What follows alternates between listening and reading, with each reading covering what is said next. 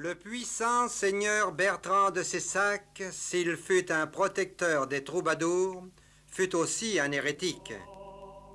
Les bonshommes cathares résident volontiers à Cessac. La croisade va anéantir cette brillante civilisation. Écoutez à travers les dépositions d'un chevalier de Cessac comment vivaient ces hérétiques. L'an 1243, le 3e des calendes de juillet, Guilabert de Rosillas, chevalier de Cessac, s'est présenté spontanément devant religieuse personne Guillaume Arnaud, inquisiteur de l'hérésie, siégeant au château de Cessac. Après avoir juré sur les saints évangiles de dire la pleine et entière vérité sur le fait ou le crime d'hérésie ou sur les faits connexes, tant en ce qui le concerne qu'en ce qui concerne d'autres personnes, vivantes ou défuntes, à titre de témoin, a dit et avoué. Les bons hommes y exerçaient publiquement leur ministère. Ponce Jolle de Cessac était un de leurs adeptes. Mais le frère Dominique vint prêcher ici et réussit à convaincre Ponce Jolle. Au cours d'une cérémonie qui eut lieu au château, Ponce avoua son hérésie. Frère Dominique, j'ai vécu dans les mauvaises doctrines et les mauvaises pratiques. J'avoue publiquement mes erreurs et vous supplie de m'accorder l'absolution. Ponce Jolle, Dieu est amour et ne veut que le bien des créatures. En son nom je t'absous, mais tu devras subir les pénitences canoniques. Tu porteras cette croix jaune pendant une année et tu iras en pèlerinage majeur à Saint-Jacques de Compostelle.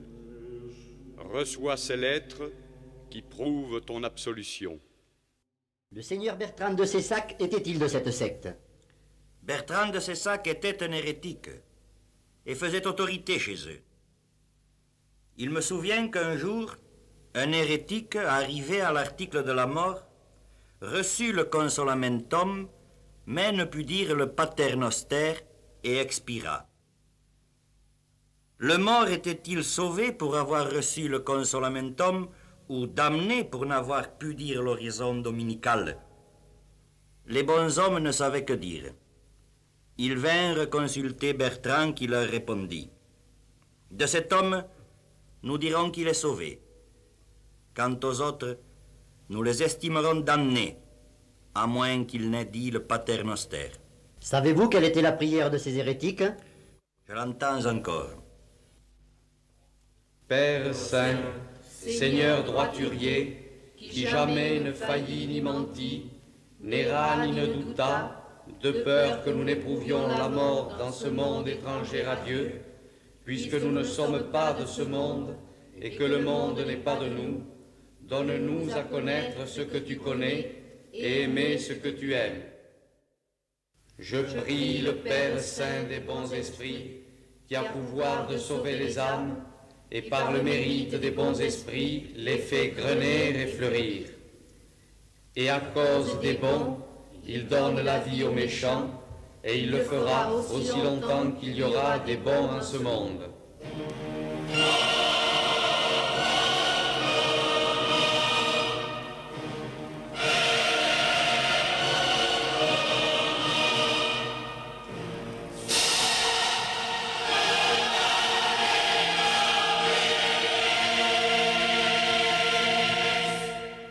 Messire Guilabert, avez-vous assisté à des cérémonies de consolement?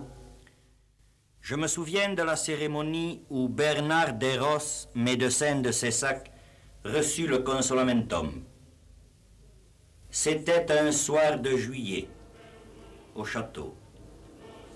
En ma mémoire se détachent des images brèves de ces instants émouvants.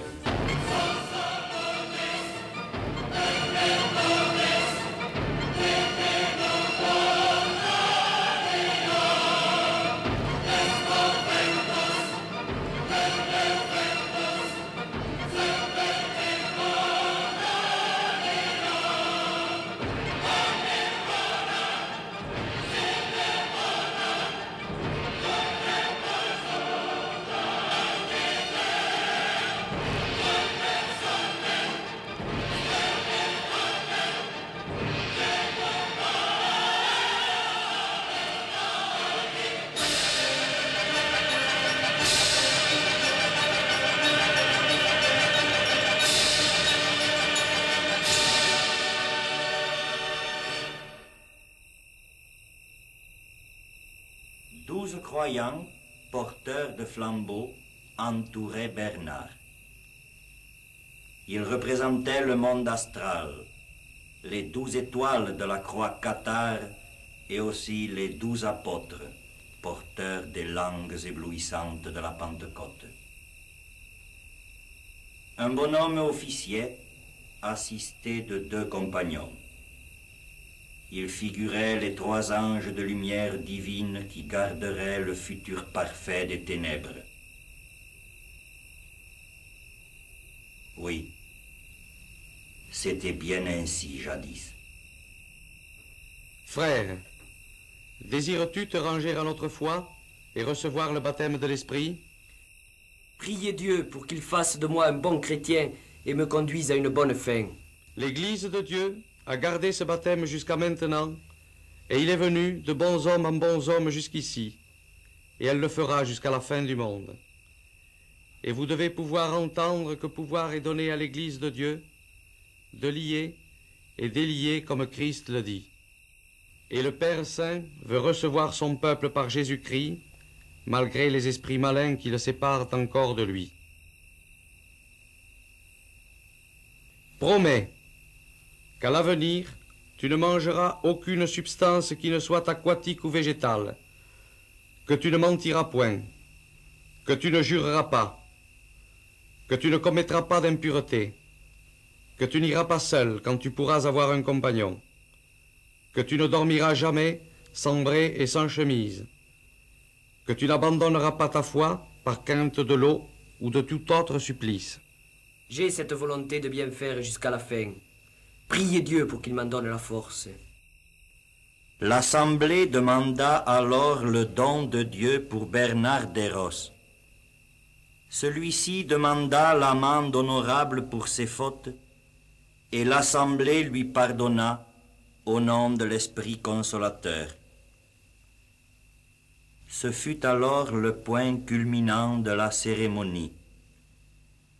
L'ancien tint le livre sur la tête de Bernard. Les assistants lui imposèrent les mains et tous récitèrent.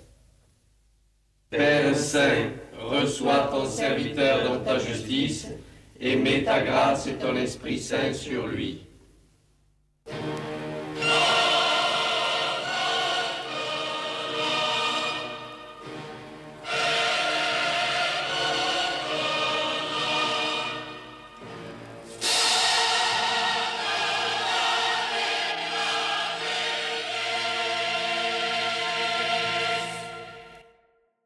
Puis nous récitâmes le pater et le texte de Jean. Au commencement était le Verbe, la lumière brille dans les ténèbres.